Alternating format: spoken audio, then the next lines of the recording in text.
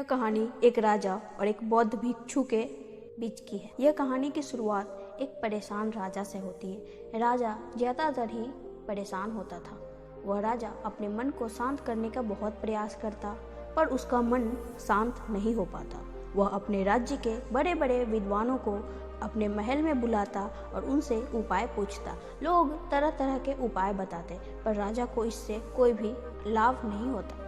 एक दिन एक व्यक्ति राजा के पास आता है और बोलता है, आपके मन को शांत करने का एक उपाय है।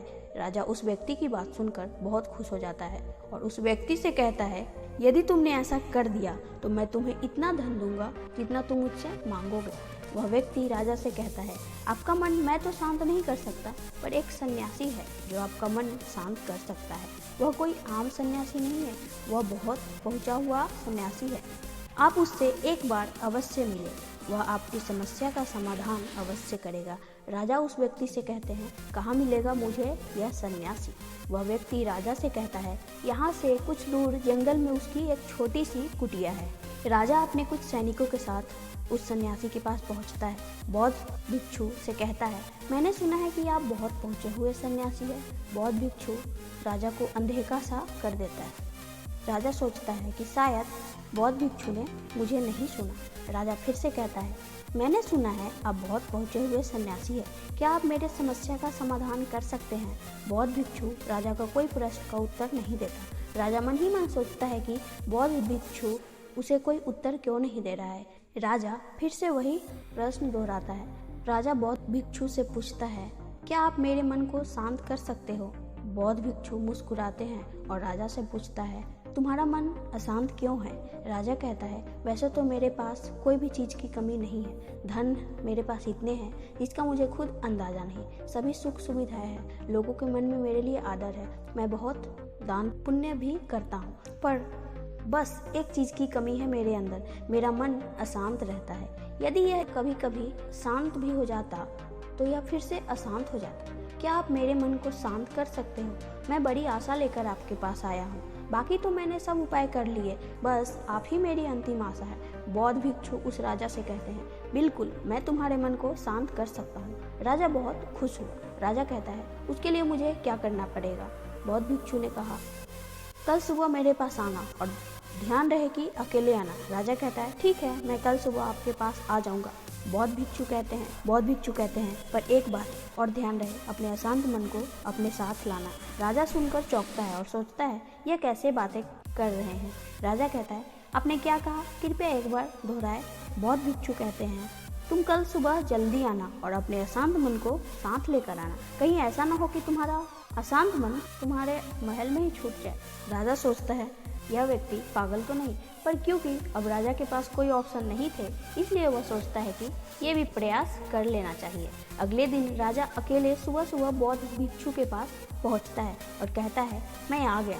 बौद्ध भिक्षु उस राजा से कहते हैं, तुम तो आ गए ठीक है, लेकिन तुम्हारा अशांत मन कहाँ है? लाओ उसे मुझे दे दो, मैं उसे अभी शांत करके तुम्हें देता हूँ। राजा कहता है, आप यह कैसी बातें कर रहे हैं? आप इतने पहुँचे हुए सन्यासी होकर भी यह नहीं जानते कि मन कोई ऐसी वस्तु नहीं है जिसे मैं उठाकर आपको दे दूं। मन तो मेरे भीतर है। बौद्ध भिक्षु उस राजा से कहते हैं, ठीक है, बैठ जाओ और अपनी आंखें बंद करके उस अशांत मन को अपने भीतर ढूंढो।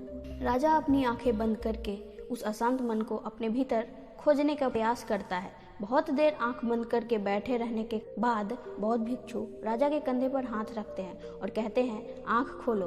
अब राजा अपनी आंखें खोलता है। बौद्ध भिक्षु उस राजा से पूछते हैं, क्या तुम्हें तुम्हारा अशांत मन मिला? राजा कहता है, नहीं।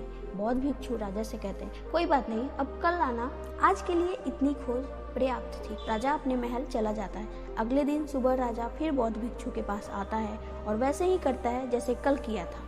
राजा बैठ जाता है, अपनी आंखें बंद कर लेता है और अपने उस अशांत मन को ढूंढने लगता है। बहुत देर तक राजा बैठा रहा।